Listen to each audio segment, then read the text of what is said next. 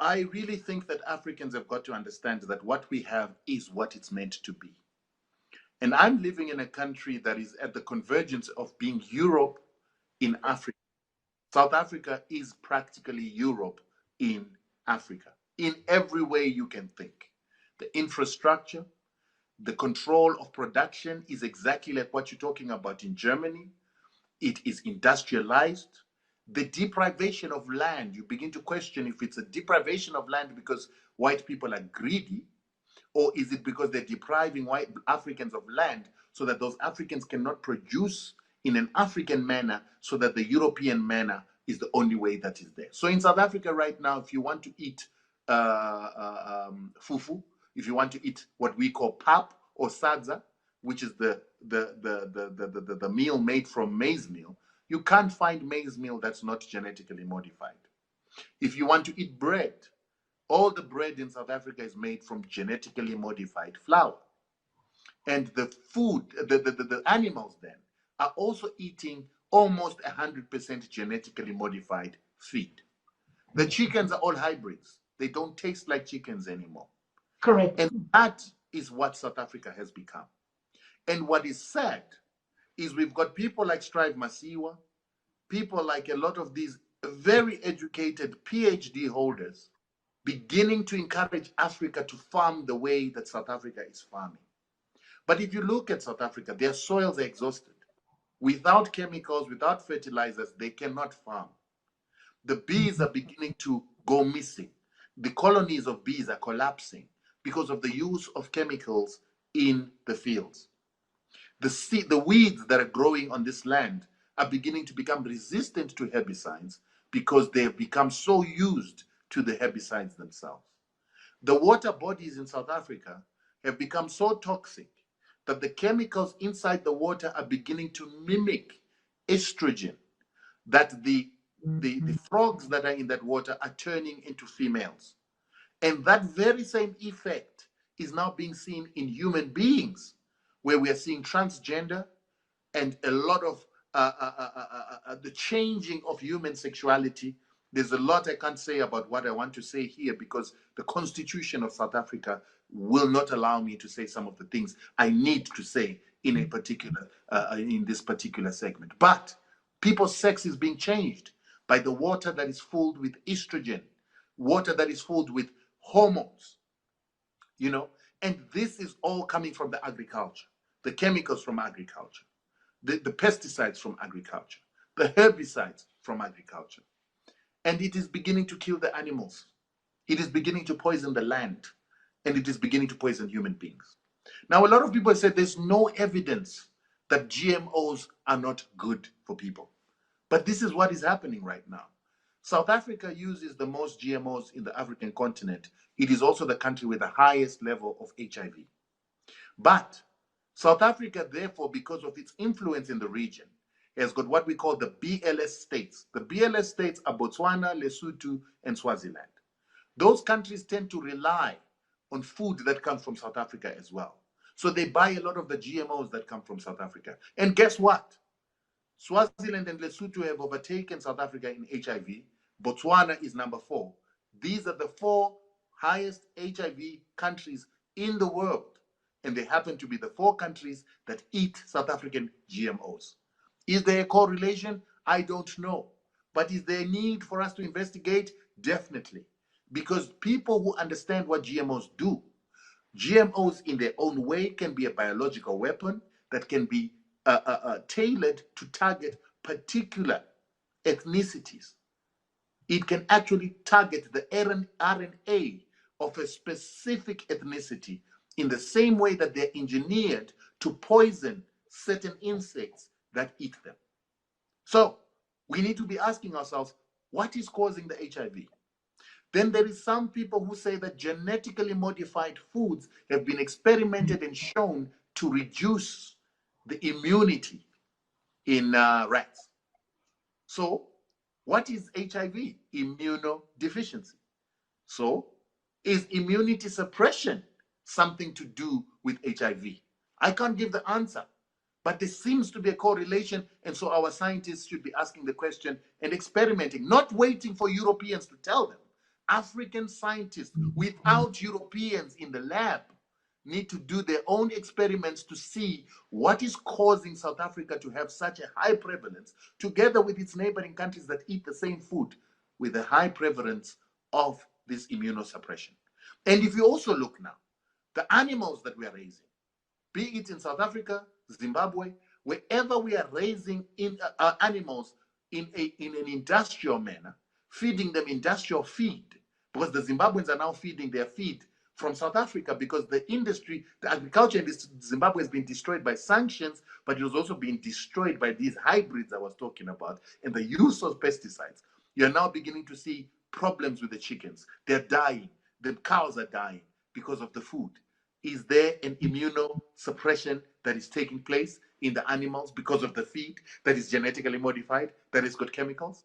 These are the questions we're not asking on the African continent, and our PhD holders will then tell you about researches done in France, in the United States, the same countries that are trying to push these very same products, these very same chemicals, these very same fertilizers on us, and their very same seeds are the people we go and ask to experiment for them. How stupid is that? And these are the things that we need to change. We need to transform the African mind to be inquisitive, to ask questions, and to come up with solutions and answers for themselves without waiting for somebody else to tell us the answer. In Africa is very wrong, because we think that poverty is not having paper money. And we forget that poverty is not having the ability to survive. A lot of us, particularly those of us staying in cities, do not have any ability to survive unless and until somebody has given us a job or somebody has bought our products from our companies. And when they don't buy from our companies, which is what a lot of people are facing with COVID right now, is that with COVID, people being locked down, there are lots of businesses that are not working, there are a lot of people that are not going to work, and a lot of people are struggling. That is poverty. But a person in a village, even if COVID lasts for another 3 years, will always eat, will always have food. They will never struggle for that. They will even have a shelter, because they can use what is on their land to create their own shelter. And so it's gotten to a point where even in South Africa, the debate keeps going on where South Africans are very disparaging of Zimbabweans and say Zimbabweans are very poor. And sometimes we have to straighten them out and say, for instance, Zimbabwe has its own seeds. South Africa's seeds for all its staple foods are controlled by America, Monsanto, Syngenta, and DuPont. They don't have their own seeds. To the extent that if South Africa went under the sanctions that Zimbabwe is under, the Americans would simply withhold their genetically modified seeds, and South Africa would starve unless Africa helps it. So that's point number one. Point number two, Zimbabwe has gold that is being mined by black people. Zimbabwe is the biggest black gold mining country in Africa, because the gold is not being mined by companies but by normal people who've asked for licenses and are small scale gold miners. The same with chrome, the same with platinum, the same with coal, and the same with every resource that is in that country. It's accessible to the people except for diamonds. So in South Africa, all their resources belong to corporate companies that are not even South African. Anglo American, BHP, Rio Tinto, Glencore, all those companies are listed on the Australian Stock Exchange, Swiss Stock Exchange, and British Stock Exchange. Those resources are owned by people that are not South African, to the extent that South Africa has given the world more resources than any other country. South Africa has given the world more gold, more platinum, more diamonds, and the value of those beats the amount of oil that Saudi Arabia has given the world.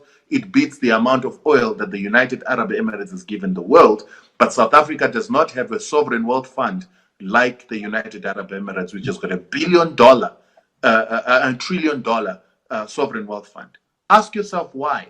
Because the resources in South Africa are not owned by South Africans. So whenever these resources are exploited, all the money leaves South Africa and goes to Europe, Germany, and New York. The South African Stock Exchange has been the most profitable stock exchange in the world for the past 120 years. It has made more money than the New York Stock Exchange in terms of returns to its investors. It has made more money than any other stock exchange in terms of return to investors. But South African people still have to murder each other. That's why they've got the highest murder rate in Africa, because they struggle to survive because they do not have factors of production. They struggle to survive because they do not have the ability to eat unless they're working for a white man, or unless they're killing somebody else in order to eat. That's why they've got the highest murder rate on the continent. That is poverty. Zimbabwe, on the other hand, might not have the Nikes, the technologies, all these little consumer things, but Zimbabweans are not killing each other. Ghanaians are not killing each other. Nigerians are not killing each other at the rate that the South Africans are killing themselves, because they've got factors of production. They've got gardens. They've got villages. They've got a goat they can sacrifice. Got a goat that they can kill and eat. That is what life is, and that's the difference between poverty and abundance. We have to start looking at the ability to produce food, the ability to build a shelter with the resources around you as wealth rather than poverty. Because I live in a country that is supposedly the richest country in Africa, where people are so poverty stricken that they're still living like they're in the iron ice age, or I mean the stone age, where they have to kill each other to survive. And when xenophobia happens, I'm always very quick to say to people, xenophobia is not a fight because of nationality. Xenophobia is a fight for resources.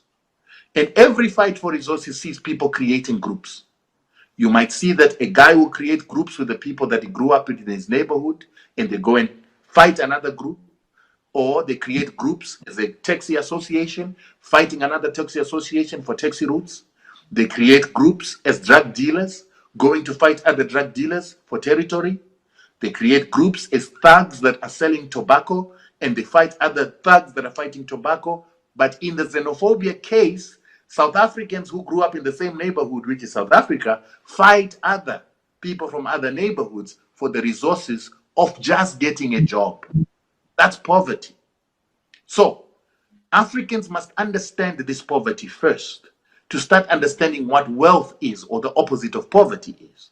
And once they understand that the opposite of poverty is the control of resources, then Africans stop waiting for Europeans to come and take their resources to give them a job, and they start wanting to control the resource. After they control the resource, they then start trying to process the resource in order to go to market with a finished good that gives them all the money. This is what the European doesn't want you to understand. Because the African forgets that the European didn't leave Europe because of paper money. He left Europe for the gold, for the platinum, for the resources we have in Africa. He left Europe to come and take our labor, to process the resource. And we are failing to understand this equation, that we have got to control the resource. And we've got to control the resource with every cent that we have. Stop buying Mercedes. Stop buying jets. Stop buying useless Bentleys, Rolls Royces, expensive shoes, expensive clothes, losing our capital for things that don't matter. We have to start controlling the resource, and we become kings. Controlling the resource, we become like Jaja of Opobo, who understood that I need to control the palm oil. And once I control the palm oil, the European will come to the port and wait for me to bring the palm oil to the port, and I can charge him whatever I want. Jaja of Opobo took it a step further, and he said, no, I'm no longer going to sell my palm oil to the European. I'm going to wait for him. When he's going back to Europe, I'm going to follow him with my own ships and take my product directly to market. And Jaja of Opobo created the so well-known concept of cutting out the middleman when he decided to take his own palm oil to Europe. And when he reached to Liverpool, the people in the British were very flabbergasted, because they couldn't sell a drop of their oil, because the owner of the oil, the African, had brought his oil to their ports. Imagine if Nigeria did that today with their crude oil. They didn't sell anyone the crude oil. They created fuel and sold the fuel to the rest of the world. Imagine if Nigeria said, I will no longer allow any European company to exploit my oil. Trust me, Nigeria will be the richest country in the world, and it can be done. Whenever we are saying homecoming to the African Americans, the homecoming shouldn't be about African Americans coming to look for a home here only. It should be about them bringing their savings, bringing their money, bringing their skills, bringing their knowledge to allow us to take that money and to buy control of our resources and to chase all Western country companies controlling our resources out of Africa. It cannot be that the United Kingdom controls $2 trillion of our resources in our continent. The Americans control another $1 billion of our resources. And then the rest control another 500 to another $1 trillion. We cannot have $4 trillion in the hands of Europeans and Westerners. And then they point us to the Chinese. They tell us the Chinese are the problem when all our resources are controlled by Western companies. We've got to start controlling these resources. So African Americans, you in the diaspora, Germany, whatever you earn, the savings you guys have, do not put them into European insurance companies. Do not put them onto European stock exchanges. Do not invest them in European property. Savings must be used to buy control of resources in Africa. Mining rights, concessions for oil, gas concessions, forestries, and we protect those resources. And then we begin to take them to the world at our terms. Finally, once we control our resources, right now, if you want to sell gold, if you want to sell platinum, it must be sold on the London Bullion Exchange. If you want to sell other metals, they're going to be sold on the Hong Kong Stock Exchange Minerals Exchange. And if you also want to sell certain minerals, they may be sold on the Chicago Exchange. Now, the question is why?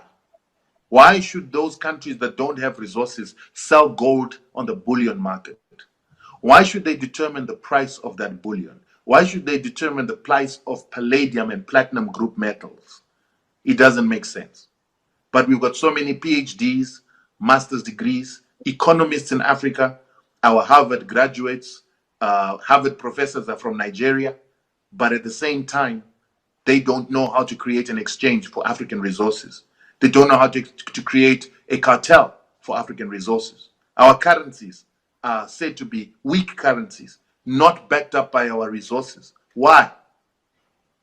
Why is that the case?